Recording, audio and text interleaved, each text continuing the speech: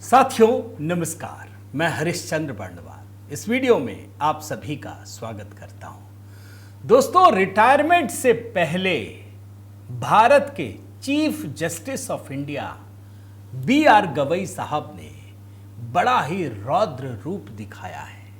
एक मामला नहीं है दोस्तों, कई मामले हैं और अब जल्द ही रिटायर करने वाले हैं। 23 तारीख को उनका आखिरी दिन है, मेरे ख्याल से रविवार है।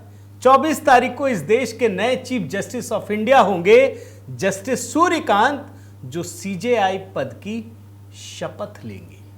लेकिन उससे पहले एक के बाद एक ताबड़तोड़ कई सारे बयान हैं, फैसला है, आज आपको दिखाता हूं। और कल जो कुछ हुआ उसके बाद मुझे लगा कि उनका बनाना चाहिए कोई वीडियो जिसमें आपको दिखा सकूं कि वो कह क्या रहे हैं। सामान्य रूप से इतने खुलेपन के साथ मुझे नहीं लगता कि इससे पहले किसी चीफ जस्टिस ऑफ इंडिया ने इतनी बड़ी बात कही हो।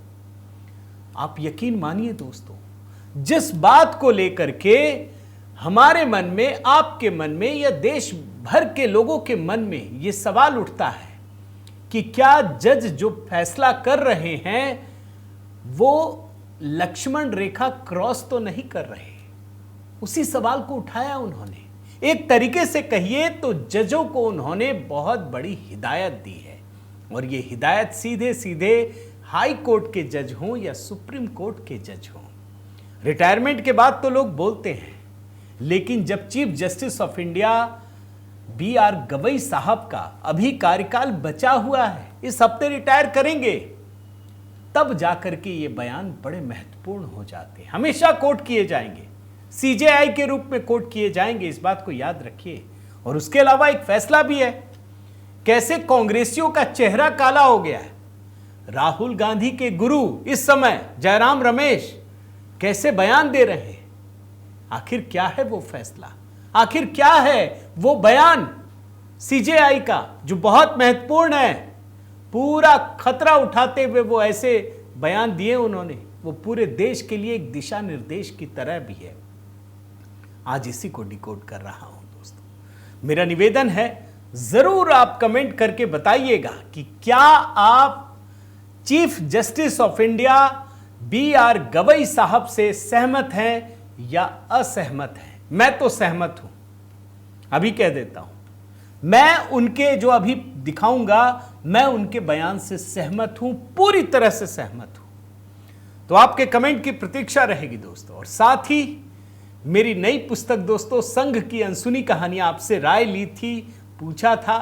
देखिए, उस दिशा में हम आगे बढ़ रहे हैं दोस्तों। पुस्तक आप पढ़ रहे हैं ये मुझे पता है। मैंने जो नंबर दिया है, व्हाट्सएप नंबर, उसमें आपके मैसेजेस भी आ रहे हैं। इसमें कॉल मत कीजिए, कॉल चूंकि हमारी टीम के पास होता है तो कॉल उठाना संभव नहीं है। आप मैसेज कीजिए, ज़रूर मेरे तक पहुंचता है और मैं जवाब देता हूं। जो भी मेरी टीम होती है वो जवाब देती है। इस पर आपको व्हाट्सएप ग्रुप से भी जोड़ूंगा, ये मेरा नंबर है। तो आप जुड़िए, पढ़िए, बताइए। और साथ ही इस पुस्तक के कार्यक्रम को लेकर, विमोचन कार्यक्रम को लेकर भी आपसे मशवरा मांगा था दोस्तों, सलाह मांगी थी, क्या करना चाहिए, कहाँ होना चाहिए, कैसे आप मददगार साबित हो सकते हैं, ये भी पूछा था। आपके बड़े सारे कमेंट हैं, अभी भी प्रतीक्षा है दोस्तों। तो देखिए, बताइए, आइए आगे बढ़ते हैं। मैंने जैसा आपको जानकारी दी दोस्तों, B.R. गवई साहब 23 नवंबर वो रिटायर हो जाएंगे और 24 नवंबर जस्टिस सूर्यकांत शपथ लेंगे। अब इसी आधार पर जरा उनका विश्लेषण करते हैं। पहली रिपोर्ट पढ़िए, कई सारी कहानियां दिखा रहा हूं मैं, बिल्कुल संक्षिप्त में। न्यायिक आतंकवाद में न बदल जाए न्यायिक सक्रियता, रिटायरमेंट से पहले ऐसा क्यों बोले CJI गवई। दोस्तों, एकदम ताजा बयान दिखा रहा हूं। Justice B.R. गवई एक कार्यक्रम में थे और कार्यक्रम में वो बोलते हैं कि न्यायिक सक्रियता, जुडिशियल एक्टिविज्म, उसको न्यायिक आतंकवाद में नहीं बदलना चाहिए, जुडिशियल टेररिज्म में नहीं बदलना चाहिए। छोटा बयान नहीं है दोस्तों। जस्टिस गवई ने कहा कि भारत में न्यायिक सक्रियता बनी रहेगी और जहां भी कहीं विधायिका या कार्यपालिका नागरिकों के अधिकारों की रक्षा करने में विफल रहती है, वहां देश की संवैधानिक अदालतों, चाहे वो उच्च न्यायालय हो या सर्वोच्च न्यायालय, उसको हस्तक्षेप करने की जरूरत है। ये कहते हैं कि हाँ भाई, अगर कोई संवैधानिक संस्था अपने काम पूरा नहीं करेगी तो संविधान ने शक्ति दी है, भाई कोर्ट्स तो काम करेंगी अपना। लेकिन वो कहते हैं, कोट अनकोट में पढ़ रहा हूं, लेकिन साथ ही न्यायिक सक्रियता को न्यायिक दुस्साहस या न्यायिक आतंकवाद में नहीं बदलना चाहिए। आज का जो माहौल है, आप जानते हैं ना, सरकार कोई भी कानून बना ले, ये विपक्ष पहले तो पब्लिक ओपिनियन बनाता है, हार जाता है, फिर संसद में कोशिश करता है अड़ंगा डालने की, हार जाता है। भाई लोकतंत्र में जनमत का ही सम्मान होगा ना। इसके बाद ये कोर्ट का सहारा लेते हैं और हर कानून में लगता है भैया जुडिशियल एक्टिविज्म कुछ ज्यादा तो नहीं हो रहा है। ये क्या कार्यक्रम था मैं आपको बताता हूं दोस्तों। इलाहाबाद हाईकोर्ट के पूर्व मुख्य न्यायाधीश F.I. रेबेलो की किताब our rights essays on law, justice and the constitution, उसका विमोचन कार्यक्रम था दोस्तों, उसी में बोल रहे थे। इस कार्यक्रम में उच्चतम न्यायालय के वरिष्ठ न्यायाधीश विक्रम नाथ और कई अन्य न्यायाधीश व वरिष्ठ वकील भी मौजूद थे। मैं अभी कुछ उदाहरण भी दिखाऊंगा इसका। इस कार्यक्रम में जस्टिस गवई ने कहा, कोट अनकोट में, मुझे लगता है कि उन्होंने का मतलब जस्टिस रेबेलो ने बहुत स्पष्ट रूप से बताया है कि न्यायाधीशों को किस सीमा के भीतर न्यायिक सक्रियता का सहारा लेना चाहिए। वो आगे कहते हैं, फिर मैं कोट अनकोट में पढ़ता हूं, न्यायमूर्ति रेबेलो आज न्यायपालिका के समक्ष मौजूद समकालीन चुनौतियों का समाधान करने में संकोच महसूस नहीं करते। मैं बार बार याद दिला रहा हूं दोस्तों, कोई इनकम्बेंट जो इस समय काम कर रहा हो, ऐसे चीफ जस्टिस ऑफ इंडिया अपने ही न्यायालय पर इस तरह की बात नहीं कहते कि भैया न्यायिक सक्रियता का मतलब क्या है, कहीं वो आगे बढ़ के न्यायिक दुस्साहस या आतंकवाद का रूप तो नहीं ले रहा है। ये टर्म क्या होता है पहले मैं समझा देता हूं, फिर मैं आपको उदाहरण भी दिखाता हूं। सिर्फ एक एग्जाम्पल से बात समझ में आ जाएगी दोस्तों। न्यायिक सक्रियता का मतलब होता है जब अदालतें, खास तौर पर हाई कोर्ट और सुप्रीम कोर्ट, अपने पारंपरिक दायरे से आगे बढ़कर ऐसे मामलों में हस्तक्षेप करती है जहां कार्यपालिका यानी सरकार और विधायिका यानी संसद और विधानसभा निष्क्रिय या विफल रहती है। मतलब अदालत खुद आगे बढ़ती है और वो काम कर देती है जो सामान्य रूप से सरकार का काम है। इसको जुडिशियल एक्टिविज्म कहते हैं। अब दूसरा शब्द है न्यायिक आतंकवाद या जुडिशियल टेररिज्म। यह भी कोई कानूनी शब्द नहीं है, अगर सही मायने में देखिए तो यह जुडिशरी के लिए अपमानजनक शब्द है कि भैया आप रुकावट तो नहीं बन रहे। कई बार बोलते हैं ना कि भाई देश के प्रोग्रेस में कभी कभी लगता है कि जो अदालतें हैं वो एक स्पीड ब्रेकर का काम करती हैं। सरकार बहुत तेजी से डेवलपमेंट के काम को आगे बढ़ा रही है, अचानक कोर्ट का फैसला आया, रुक गया। भाई वक्फ कानून देखिए, सरकार ने क्यों बनाया कि सारा क्लैरिटी हो, अचानक से एक मामला आया, खड़ाक से रोक दिया, ब्रेक। भाई यथा स्थिति, स्टेटस को रुक गया। भाई सरकार की जो काम करने की शैली उसको रुक गया। अब यहां पर आकर के बड़ा विमर्श होता है। मेरी बात से सहमत है या नहीं, मैं चाहता हूं कमेंट कीजिए। ये कह रहे हैं सीजेआई गवई कि जुडिशियल टेररिज्म नहीं होना चाहिए, दुस्साहस नहीं होना चाहिए, जुडिशियल एक्टिविज्म ही ठीक है। अब मैं आपको एक उदाहरण देता हूं दोस्तों, याद कीजिए तमिलनाडु में का मामला। भाई वहां की विधेयक थे, सुप्रीम कोर्ट पहुंच गए, 2 जजों की खंडपीठ थी। क्या किया जजों ने? एक ऐसा आदेश दे दिया जो राष्ट्रपति के लिए आदेश है कि 3 महीने के भीतर आप पास करेंगे, आप हस्ताक्षर करेंगे, नहीं करेंगे तो कानून बन गया। और बन गया। जो समय सीमा राष्ट्रपति या राज्यपाल के लिए संविधान में नहीं लिखी है, वो सुप्रीम कोर्ट ने आदेश दे दिया, जिस पर इतना बवाल मचा। यानी सुप्रीम कोर्ट ने तब जाकर ये विमर्श भी खड़ा हुआ था दोस्तों कि क्या ये जुडिशियल टेररिज्म है क्या। तब भी ये सवाल उठा जिसको आज सीजेआई गवाही उठा रहे हैं। और एक बात आपको बता दें, इस मामले की सुनवाई खुद सुप्रीम कोर्ट कर रही है, क्योंकि जब ये फैसला आया और बिना राज्यपाल के हस्ताक्षर के, राष्ट्रपति के बिना हस्ताक्षर के, मतलब उनके पास भी गया था, जब कानून बन गया तमिलनाडु में, इतिहास में पहली बार हुआ, तो राष्ट्रपति ने 14 सवाल पूछे सुप्रीम कोर्ट से कि जरा आप बताइए कि प्रेसिडेंशियल रेफरेंस होता है ना, ये भी संविधान में अधिकार है, बताइए। उस पर भी तमिलनाडु सरकार पहुंच गई कि आप मत सुनिए। मतलब जो अधिकार संविधान ने राष्ट्रपति को दिया उसके खिलाफ याचिका, और उस पर भी सुनवाई हो रही थी। अब यह फैसला भी आना है दोस्तों, कभी भी आ सकता है। और ये 23 तारीख को सेवानिवृत्त हो रहे हैं, तो आना तो है ही। और इस मामले को 5 जजों की संविधान पीठ, जिसमें CJI Gavai, justice Suryakant, justice Vikramnath, justice PS Narasimha, justice AS Chandurkar है। अभी इसका फैसला आना है। यह भी जुडिशियल एक्टिविज्म का एकदम अपर लेवल था, क्योंकि जो बात, एक तो देखिए इसमें बहुत महत्वपूर्ण चीज थी कि आप संविधान में जो नहीं लिखा है वो फैसला सुना रहे हैं, उसके लिए भी संविधान पीठ होना चाहिए, और 2 जजों की खंडपीठ ने ही फैसला सुना दिया। तो भैया फिर संविधान पीठ की जरूरत क्या है, आप सोचिए। तो इसका मतलब है दोस्तों कि ये फैसला, जो 11 सितंबर की खबर आपको दिखा रहा हूं, ये तब सुरक्षित रख लिया गया था। अभी फैसला आना है। भाई मैं तो मान के चल रहा हूं कि सुप्रीम कोर्ट शायद अपने पुराने फैसले को रिव्यू करेगा कि हमें अधिकार नहीं है, हम राष्ट्रपति को आदेश नहीं दे सकते, संविधान ने भी नहीं दिया। संविधान ने राष्ट्रपति को हर तरह से छूट दी है। अगर वो कोई गुनाह भी कर दे ना, राष्ट्रपति या राज्यपाल पद में रहते हुए हत्या भी कर दे, तब भी उस पर सुनवाई नहीं हो सकती। ये सुप्रीम कोर्ट, ये संविधान ने छूट दी है पद की गरिमा के लिए। और इतना ही नहीं, कोई हत्यारा भी हो जिसको फांसी की भी सजा हो, तो राज्यपाल और राष्ट्रपति उसको माफ भी कर सकते हैं। यह अधिकार संविधान ने दिया है कि कोई भी सजा हो, उस सजा को माफ कर सकते हैं। तो फिर राष्ट्रपति को कैसे आप आदेश दे सकते हैं? तो ये इंतजार कीजिए, ये फैसला आना है। लेकिन एक फैसला आया कल, वो भी बड़ा है। और ये फैसला क्या है दोस्तों, देख लीजिए।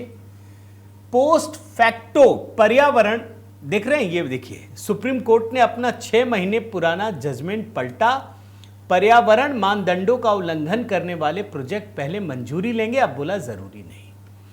ये कहानी क्या है दोस्तों, मैं आपको बड़े सहज भाषा में जो मैं समझ पाया आपको बताता हूं। कहानी ये है कि जो बड़े बड़े औद्योगिक काम होते हैं ना, उसमें क्या होता है कि ये लोग काम शुरू कर देते हैं, उसके बाद उसमें जो एनवायरमेंटल क्लियरेंस होते हैं ना, वो लिया नहीं कि बाद में ले लेंगे। थोड़ा एक आलसपना होता होगा, ये जो भी होता है। मतलब मैं तो आपको एक फैक्ट बता रहा हूं कि भाई बड़े बड़े इंडस्ट्री शुरू कर लिए, पूछा कहां है एनवायरमेंटल क्लियरेंस, बोला अच्छा लेते हैं। अब क्या करती है सरकार, देखती है कि ये बहुत बड़े प्रोजेक्ट हैं, चलो दे दो। इस पर एक फैसला आया था 6 महीने पहले, 2 जजों की खंडपीठ थी, बोला नहीं, ये नहीं हो सकता, पोस्ट फैक्टो पर्यावरण मंजूरी नहीं हो सकती, इस तरीके से। फिर उसमें सुनवाई हुई कि चलो फाइन भरो, नियम बनाओ।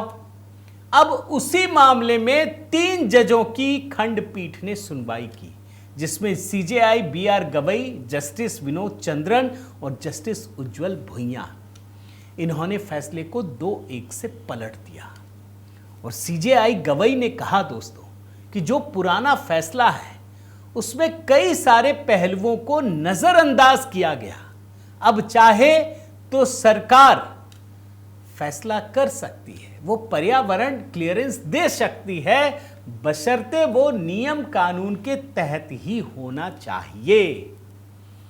और उन्होंने इस एवज में जो बात कही है सीजेआई गवई ने, मैं वो आपको पॉइंट दिखाता हूं ग्राफिक्स में। ये देखिए, दैनिक भास्कर का मैंने उठाया है, क्या लिखा है। अगर मंजूरी की समीक्षा हुई तो 20,000 करोड़ के सरकारी प्रोजेक्ट्स तोड़ने पड़ेंगे, इसलिए मैंने पुराना फैसला वापस लेने की मंजूरी दी। हालांकि इसमें जो तीसरे जज हैं ना, जस्टिस भुइयां, वो सहमत नहीं थे और वो पहले वाले फैसले के भी सदस्य थे। लेकिन सीजेआई गवई ने कहा नहीं भैया, इसको तो पलटना चाहिए, क्योंकि क्या है, बहुत सारे बड़े बड़े प्रोजेक्ट्स हैं, अगर वो नियम कानून मान ही रहे हैं तो उनको क्लियरेंस दिया जा सकता है पोस्ट फैक्ट। अब आप देखिए, यहीं आकर के कांग्रेस पार्टी का चेहरा काला हो जाता है, कांग्रेसियों का। मैं आपको ये रिपोर्ट दिखाता हूं। Mockery of governance, Jairam Ramesh criticises supreme courts U turn on green clearances. अब समझ ही में नहीं आता, सरकार का कोई लेना देना नहीं, बात समझ जाइए। यह फैसला सुप्रीम कोर्ट का है और जयराम रमेश पता नहीं क्या बोल रहे, क्या कहना चाह रहे। इन्होंने एक बड़ा लंबा चौड़ा ट्वीट किया है, मैंने हिंदी में लिख लिया है, मैं पढ़ता हूं। यह बहुत निराशाजनक है कि निवर्तमान मुख्य न्यायाधीश ने सुप्रीम कोर्ट की दो न्यायाधीशों की पीठ के 16 मई के फैसले की समीक्षा का दरवाजा खोल दिया है, जिसने पिछली तारीख से पर्यावरण स्वीकृतियों को प्रतिबंधित कर दिया था। यह निर्णय दोगुना निराशाजनक है। कल ही उन्होंने उत्तराखंड सरकार को कॉर्बेट टाइगर रिजर्व में पारिस्थितिकी क्षति को बहाल करने और सुधारने का निर्देश दिया था। अब देखिए, ये बड़ा टेक्निकल मामला है, लेकिन मैं आपको बता देता हूं कि भाई सुप्रीम कोर्ट ने देखा कि अगर आप मंजूरी नहीं देंगे तो हजारों करोड़ के प्रोजेक्ट हैं। मान लीजिए उसने गलती की है और अगर वो कानून के तहत वो सारे शर्त पूरा करते हैं तो भाई उसमें दिक्कत क्या है। लेकिन कहते हैं ना, कांग्रेसियों को अगर ये करना है आलोचना तो करते हैं। ये तो अच्छी बात है कि सुप्रीम कोर्ट ने भी उन्हें मौका दे रखा है। तो ये दूसरा मामला है दोस्तों, बल्कि तीसरा कहिए। अब चौथा ये चीफ जस्टिस ऑफ गवई का, ये देखिए, तेलंगाना के स्पीकर तय करें कहां मनाएंगे नया साल। सीजेआई गवई के आदेश पर अवमानना नोटिस जारी, जाने पूरा मामला क्या है। अब जानते हैं दोस्तों क्या हुआ। तेलंगाना में बीआरएस के विधायक हैं, 10 विधायक छोड़ गए कांग्रेस के पास। अब तेलंगाना के जो बीआरएस के नेता हैं वो स्पीकर के पास पहुंचे कि भाई यहां तो दल बदल कानून लागू होता है ना, भारत का संविधान तो लागू होता है, तो संविधान के तहत जो कानून बना है उसमें दल बदल कानून लागू होता है। अगर ये विधायक छोड़ के गए तो इनकी सदस्यता रद्द कीजिए, यही होगा ना। अब स्पीकर महोदय बस सुने जा रहे हैं, गद्दाम प्रसाद कुमार वो फैसला कर ही नहीं रहे। सुप्रीम कोर्ट ने बार बार कहा, वो कर ही नहीं रहे। अब सुप्रीम कोर्ट ने कहा कि ऐसा नहीं कि आप फैसला ही नहीं करेंगे। मैं आपको पूरा टाइमलाइन दिखाता हूं दोस्तों, ये कैसा मामला है, आप आश्चर्य से भर जाएंगे। कैसे कानून का मजाक उड़ता है, क्यों सुप्रीम कोर्ट इतने गुस्से में है, मैं आपको दिखा रहा हूं। देखिए 2023 तेलंगाना विधानसभा चुनाव हुआ, कांग्रेस बहुमत में आ गई, 10 बीआरएस के विधायक कांग्रेस में शामिल हो गए। 18 मार्च 2024, याद रखिएगा 18 मार्च 2024, अभी क्या चल रहा है, नवंबर 2025, यानी 1.5 साल करीब करीब। बीआरएस नेता कौशिक रेड्डी ने कहा विधानसभा अध्यक्ष को कि ये 10 विधायक अयोग्य हैं, इनकी सदस्यता खारिज कीजिए। अध्यक्ष साहब ने फैसला ही नहीं किया। 10 अप्रैल को ये तेलंगाना हाईकोर्ट गए। तेलंगाना हाईकोर्ट ने कहा जज ने कि 4 हफ्ते में सुनवाई कीजिए और ये कीजिए। फिर तेलंगाना हाईकोर्ट की डिवीजन बेंच ने कहा कि स्पीकर की अयोग्यता जो जांच करनी है उसको उचित समय में फैसला करें। अब फैसला हो ही नहीं रहा है, कुछ भी नहीं हो रहा है। इसके बाद ये नेता, बीआरएस के नेता सुप्रीम कोर्ट पहुंचे कि भैया बोलिए, ये फैसला करें। अच्छा, सुप्रीम कोर्ट में सुनवाई हो रही है, आप सुनिए। और जो तेलंगाना के मुख्यमंत्री है ना, रेवंत रेड्डी, बोलते कोई चुनाव नहीं होगा, भले तुम गलत करके आ गए हो, जो सुनवाई चल रही है, बोले कोई चुनाव नहीं होगा। अब सुप्रीम कोर्ट में फिर मामला गया, फिर आप सुन के करेंगे क्या। सुप्रीम कोर्ट ने गहरी नाराजगी जताई और स्पीकर से पूछा कि क्या अयोग्यता याचिका पर 10 महीने का समय लगना चाहिए। 3 अप्रैल 2025 यानी 1 साल बाद उन्होंने अपने फैसले को सुरक्षित रखा। फिर 31 जुलाई 2025 को सुप्रीम कोर्ट ने तेलंगाना विधानसभा स्पीकर को कहा 3 महीने में आप सुनवाई कीजिए। यानी जुलाई के बाद अगस्त, सितंबर, अक्टूबर 3 महीना निकल गया, फैसला नहीं किया। वो जानते हैं फैसला करेंगे तो अयोग्य घोषित करना पड़ेगा, सारे निकल जाएंगे, फिर से चुनाव कराना पड़ेगा। आप सोचिए कानून का कैसे मजाक उड़ता है, कैसे मजाक उड़ता है। और तब जाकर के chief justice of India Gavai साहब ने इसको गंभीरता से लिया और कहा कि क्या चाहते हैं, नया साल कहीं और मनाएं, जो मैंने अभी आपको दिखाया, कहां मनाएंगे नया साल, तय कीजिए। यह होता है संविधान का माखौल उड़ाना दोस्तों। और सीजेआई गवई को आखिरकार बहुत सख्त लहजे का इस्तेमाल करना पड़ा। यह है चौथा मामला। एक और मामला दिखाता हूं, 5वां मामला। और यह जो है ना दोस्तों, यह बड़ा साहस का काम है इस देश में। क्या लिखा है देखिए, एससी रिजर्वेशन अनुसूचित जाति में भी लागू होना चाहिए क्रीमी लेयर। दोस्तों आप जानते हैं इस देश में आरक्षण है, जाति के नाम पर है, जो एक सिस्टम है उसको सुधारने के लिए किया गया। लेकिन ओबीसी में एक क्रीमी लेयर है कि अगर आप एक सर्टेन लेवल पे आ गए, आपकी कमाई बढ़ गई, तो मान लिया जाएगा कि अब आप मुख्य धारा में हैं। शेड्यूल कास्ट में क्या होता है, जो भी और आरक्षण के वर्ग हैं, उसमें क्या होता है कि एक परिवार में एक आईएएस बना तो बस उसी परिवार में सब आईएएस बने जा रहे हैं। बाकी जो गरीब है ना, वो गरीब ही रहता है। लेकिन कोई बोलता नहीं है इस मामले में। क्यों भाई, कहां कांग्रेसी किसको कहां घुमा देंगे पता ही नहीं चलेगा। अब लिया इन्होंने कहा है, मोहन भागवत जी ने कहा था एक बात, तो इन्होंने ऐसा घुमाया कि लोगों को कंफ्यूज कर दिया कि ये तो खत्म कर देंगे आरक्षण। अभी लोकसभा चुनाव में भी हुआ था।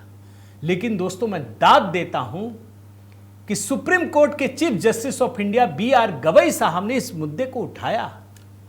वो दरअसल एक कार्यक्रम था, India and the living Indian constitution eight 75 years, एक कार्यक्रम चल रहा था और ये रविवार की बात है। उन्होंने कहा कि भाई आरक्षण का लाभ सबको मिले। ऐसा नहीं हो सकता कि एक व्यक्ति अगर उसी के परिवार में सारे आईएएस आईपीएस बन रहे हैं तो उसी को मिलता रहे। अरे भाई, जब वो एक लेवल तक आ गया तो बाकी को भी तो दीजिए। भाई एससी समुदाय के जो लोग काफी पिछड़े हुए हैं, जिन्हें वास्तव में जरूरत है, उनको तो दीजिए। ये कहते हैं कि भाई मेरी एक ही हफ्ते बचे हुए हैं सेवानिवृत्ति में, बड़ी आलोचना होगी, लेकिन फिर भी मैं बोल रहा हूं। और ये दलित समुदाय से ही आते हैं। मैं तो कहता हूं दोस्तों, मैं दाद देता हूं कि इन्होंने कोई बात तो रखी, और ये बहुत बड़ी बात है। मैं निश्चित रूप से सराहना करता हूं। मैं पक्ष विपक्ष की तो बात ही नहीं कह रहा। और मेरा निवेदन है दोस्तों, मैंने इतने सारे मामले सुना दिए, जुडिशियल टेररिज्म से लेकर के आरक्षण तक का मामला। मैं निवेदन करता हूं, आप अपनी राय जरूर दीजिएगा। आपकी राय बेहद महत्वपूर्ण है। ये मत सोचिएगा कि हम ये भी वीडियो लाखों करोड़ों लोगों तक पहुंचता है, एक जनमत तैयार होता है। आप क्या सोचते हैं? जुडिशियल एक्टिविज्म, जुडिशियल टेररिज्म, आरक्षण और तमाम मामले, तेलंगाना का मामला, आपके कमेंट की प्रतीक्षा रहेगी दोस्तों। मेरा निवेदन है कि अगर आपने चैनल सब्सक्राइब नहीं किया है तो ज़रूर कीजिए, लाइक कीजिए, बेल आइकन दबाइए। और हाँ दोस्तों, HB मेलोडी के साथ साथ मेरी पुस्तक जो नई है और अभी बिल्कुल लोगों तक पहुंच रही है, मेरे पास कमेंट आ रहे हैं, उससे बताइए कि जो हमने 225 कहानियाँ संघ को लेकर लिखी है, राष्ट्रीय स्वयंसेवक संघ को लेकर, आपको कैसी लग रही है। आपकी कमेंट भी बहुत महत्वपूर्ण होंगे दोस्तों। बहुत बहुत धन्यवाद। जय सिया राम।